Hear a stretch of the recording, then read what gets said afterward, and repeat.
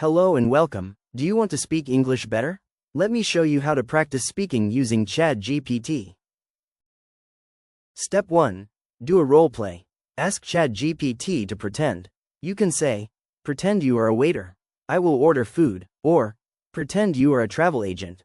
I will ask questions." This helps you speak in real-life situations.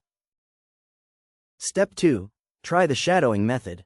Ask ChatGPT to give you a short paragraph. Then use a voice reader or text-to-speech tool. Listen to the voice, repeat after it, do it many times. This will help your pronunciation and fluency. Step 3. Ask for corrections. Speak or write a sentence. Then ask ChatGPT, "Please fix my sentence and explain the mistake."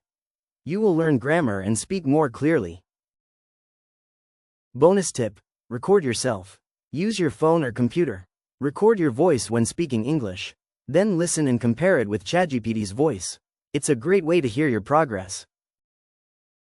Now it's your turn. Try these 3 steps today: role play, shadowing, and corrections. Practice a little every day. You will speak more confidently. Thanks for watching, and don't forget to like and subscribe.